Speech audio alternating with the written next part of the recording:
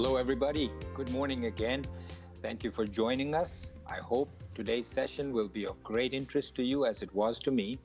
As Lou and I have been talking, a lot of the scriptures, right, Lou, are all very, very scientific. And Lou and I were just having a discussion off camera about that. Yeah, I was just saying how this is a plot twist. I didn't expect this to get scientific.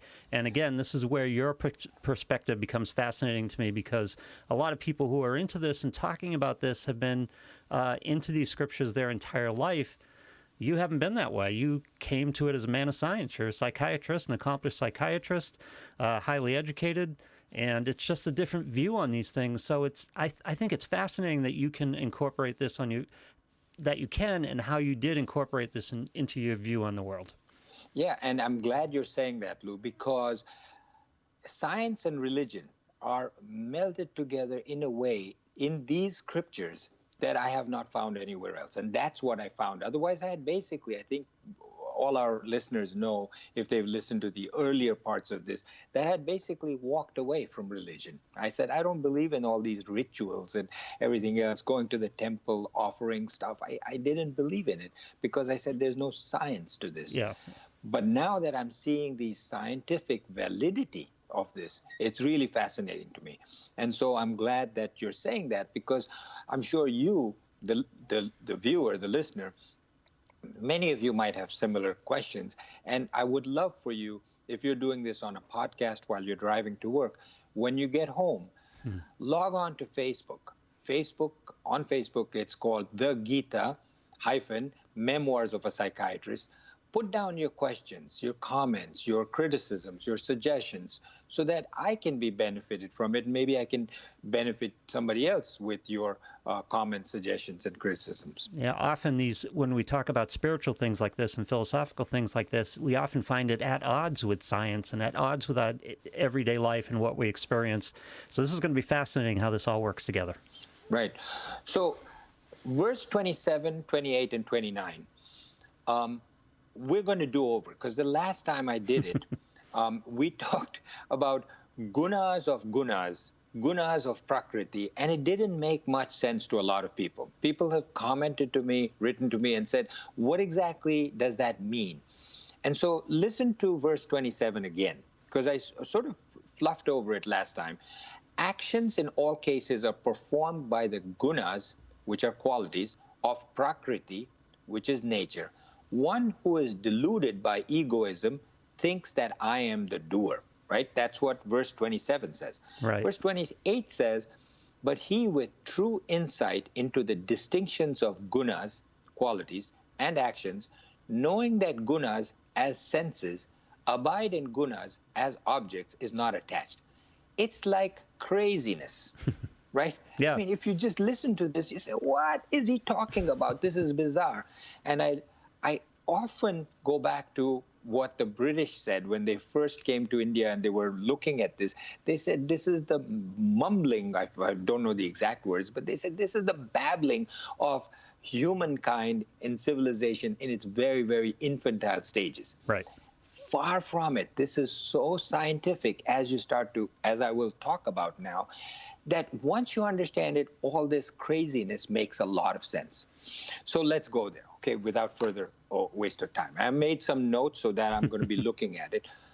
So everything in this world is performed by the gunas of Prakriti. And I will explain what this means to you.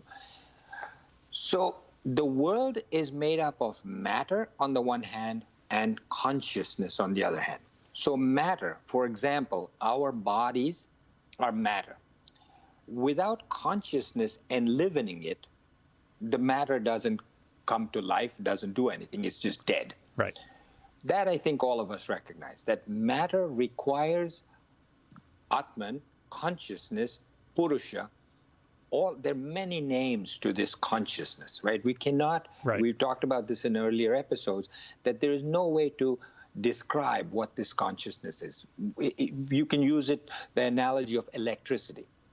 You can use the analogy of light. Right. You can use any analogy that you want, but it still will not explain to you what consciousness, God, intelligence, Sat, Chit, Anand, existence, bliss, and consciousness. Those are the three main definitions of God. But without God, this Prakriti does not get illumined.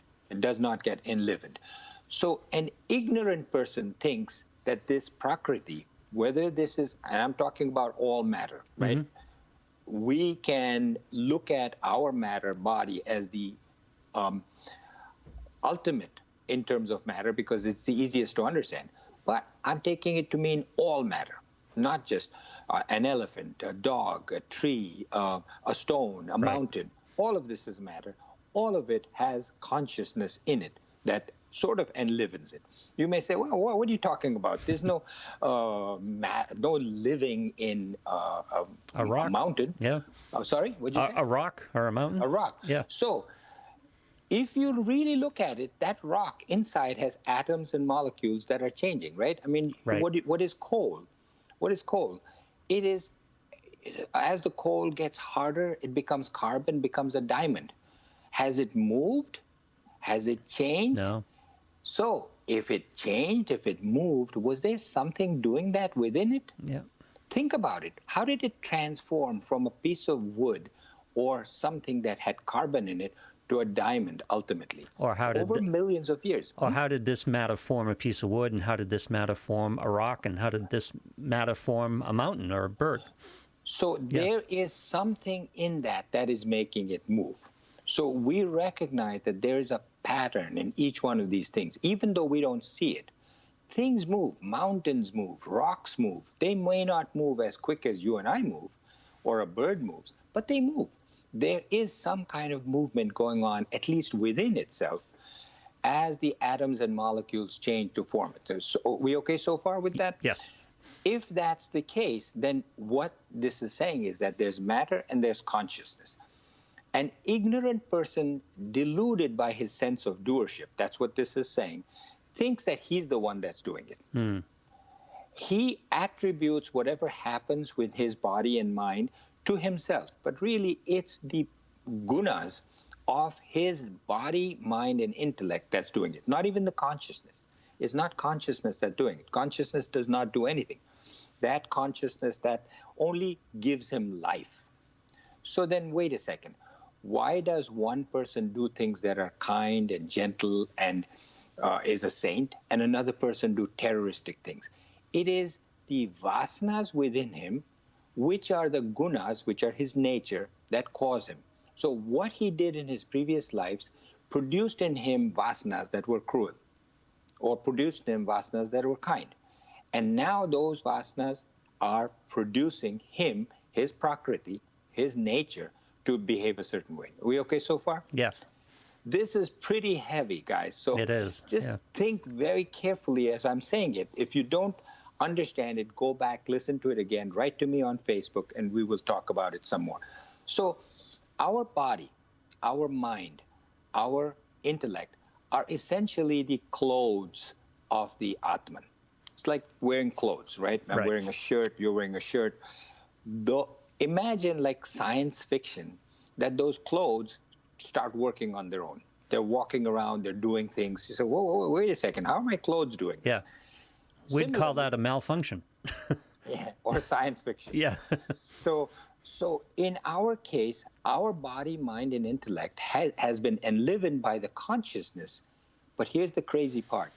It is now doing things of its own accord, right? This is hard to understand because you say, wait, no, you're enlivened by the consciousness. You're saying consciousness is doing this. God is doing this.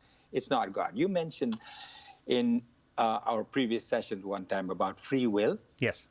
Right? You said the free will. So yes, there is a part of you which should be residing in the buddhi, in the intellect, that says, don't do that. Right. I know what you as the mind, as the vasanas are telling me what to do, but don't do it because it's not right. That's your free will controlling it. But again, it's part of the good gunas of your intellect that are telling you not to do that. And for that, you have to develop the intellect. So our dress is made of the prakriti, which is nature, which is matter, and consciousness, which is enlivening this, is also known as Brahma or Brahman or Atman or Purusha. Now, Prakriti forms the whole world, the universe, Mars, moon. This is all matter. Right. All of this comes from that, okay? Earth, our body, our minds, our intellects is all matter. Stay with me here because it's very fascinating. It also talks about the chaos theory. Yes. And talks of the Big Bang and how it came about. So Prakriti in some places in the Gita and the scriptures is also called Maya. Maya means illusion. So what the Gita is telling us, scriptures is telling us, that consciousness actually produces this matter. And so it goes back into consciousness because it's God that basically produces this. So you're really an illusion. It's not true. It's not like a magician making an illusion, not like that. Right. But you are not really there because you're going to go back into being consciousness again. You with me? Yes. Lou? Okay. Yes. I hope everybody else is with me too. I'm not saying I'm not going to watch this again, but I'm with you so far. Okay. So each of these Prakriti, each nature has in and of itself three gunas: Sattva, Rajas, and Tamas.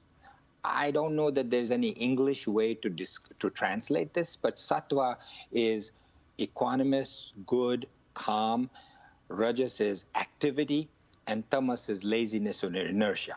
Yeah. In the matter of Mars, for instance, or Earth, you can't really talk about goodness or equanimity. You can't talk about action or inertia. Or can you? You can. Can talk about inertia, yes. Yeah. So all matter, the scriptures say, has an inherent tendency in itself to be motionless. And that is the tamas part of this guna. All matter also has in it the desire or the drive to be constantly in motion or in action. Okay? And all matter has in it an intelligence that is a undescribable, unimaginable, unrecognizable form of intelligence that makes it do things in a certain pre-prescribed way that we haven't necessarily deciphered at this point, but is there. And we'll talk about that third part, which is fascinating to me. Yeah, because it's sounding like physics up until that point. Yeah. It sounds like we're talking physics up until we put that quality on it. Yeah, wait to get there. Yeah. So you mentioned before, motionless. A rock is motionless. You say, yeah, rock is motionless. What are you talking about? There's motion there.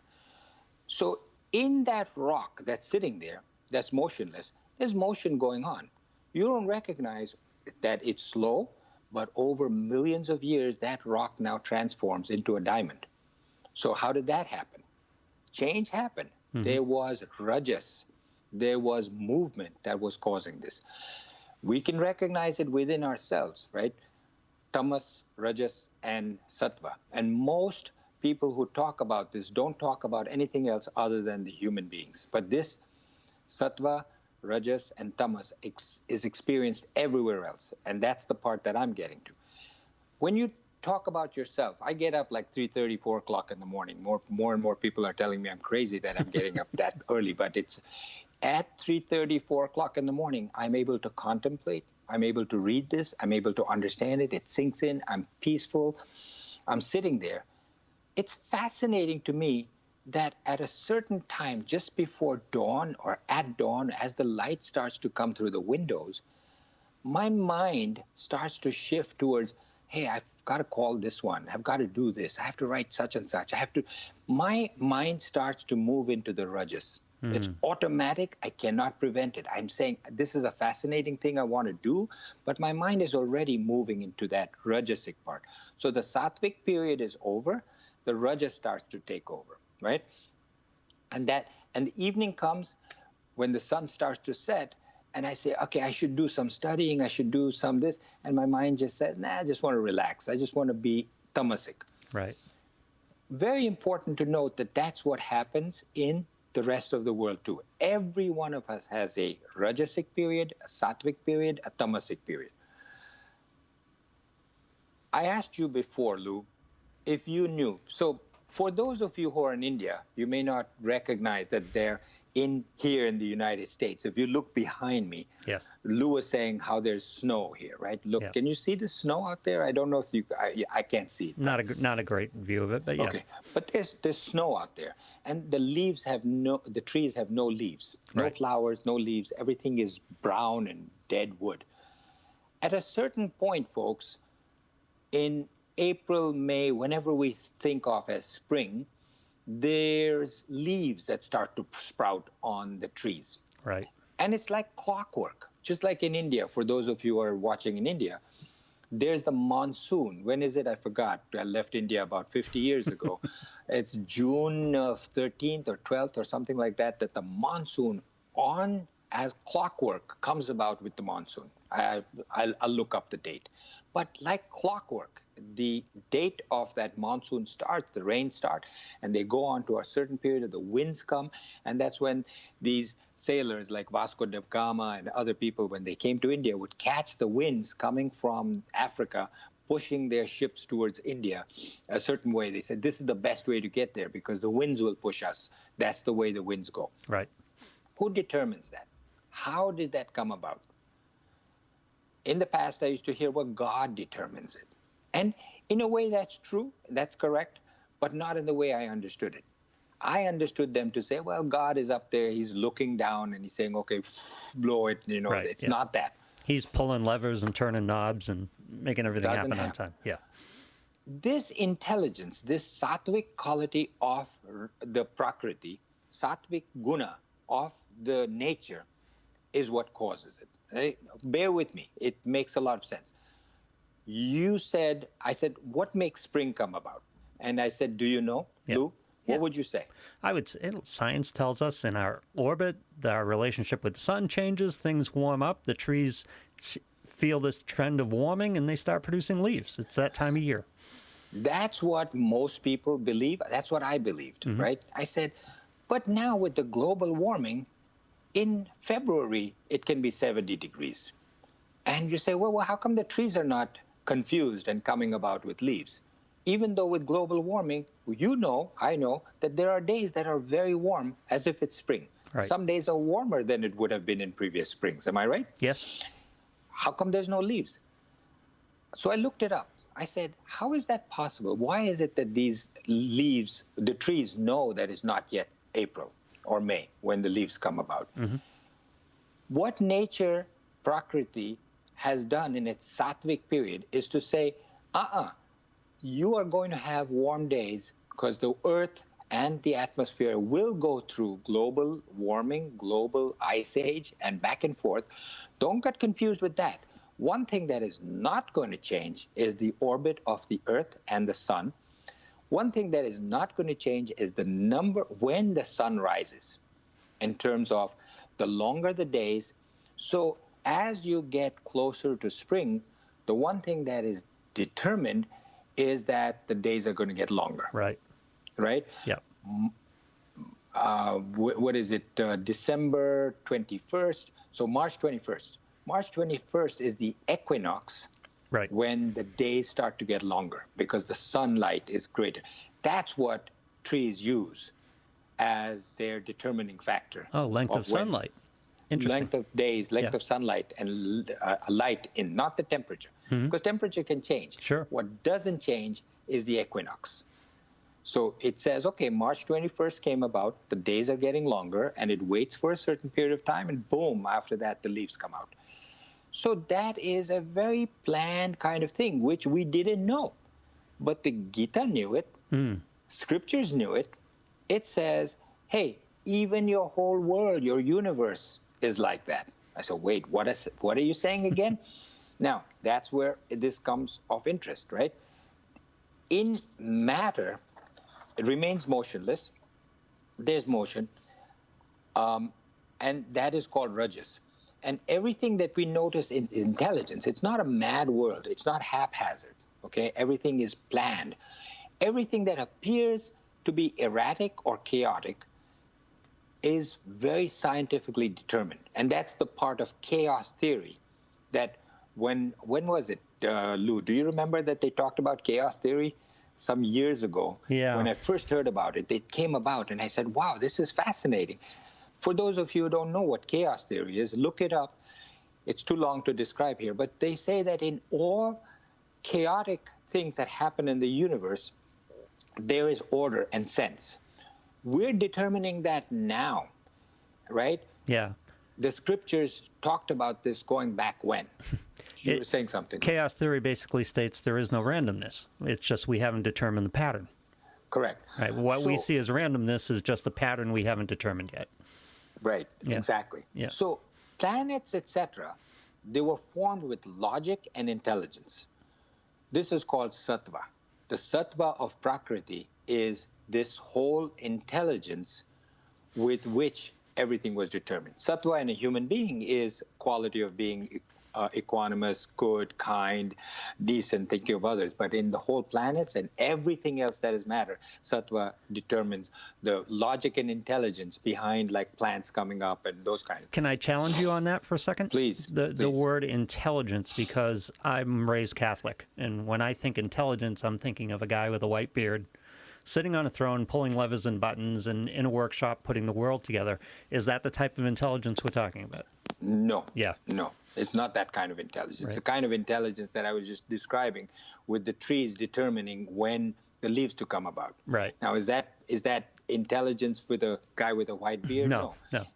Does a tree have intelligence that it can say, well, this is 2 + 2 is 4? No. Not that kind of intelligence. Intelligence is interactive patterns recognizing other patterns and reacting to them. So each one of us, is the rock that becomes a diamond intelligent? No. No. That level of change in that carbon that ultimately makes it into a diamond has its own form of whatever you call it. I called it intelligence. Right. But it's a predetermined pattern of behavior. You know, we saw these grandfather clocks in the past, or cuckoo clocks. Yes. We used to, I don't have them, they're not there anymore. But you used to actually have to go to the back and wind a key. Right. Yep. Once you wound that key, you're giving it that energy, you close the door and you wait. And the clock starts moving, the hands start moving, and at the particularly determined time of 12 noon is poop, poop, poop, poop, the cuckoo clock comes out, right? Yeah. The cuckoo comes out. Have you ever seen those? Yes. That's a great example because clockwork mechanics is almost the definition of this interaction of forces, where you give it the energy and all the gears and all the machinery and the clockwork turn it into time, turn it into that chime at the top of the hour. Right. Yeah. So that, without winding that clock, it didn't work. Right. That energy, once you wound it, there was a certain kinetic energy, static electricity, that power energy that was placed in there, that as it dissipated into the clock, it started to do its thing according to pre-programmed by the watchmaker, by the clockmaker, pre-programmed, predetermined ways of acting, and it came about. And it took multiple interfaces of these different patterns to produce the end result. Right. How much time have we gone into, Lou, already? We're 23 minutes in. Okay. This one's going to be a long one then. I'm sorry. It's okay. But we can't it's all right. I'm enjoying leave this unfinished here. Yeah. But sattva is intelligence, rajas is activity, and tamas is inertia. When they're all in equilibrium, everything is equal, the universe, we are in sleep. It's called laya. And laya is sleep, like our sleep. Like when we are asleep, we don't know anything. Our equilibrium is there. Sattva, rajas, tamas is all in equilibrium.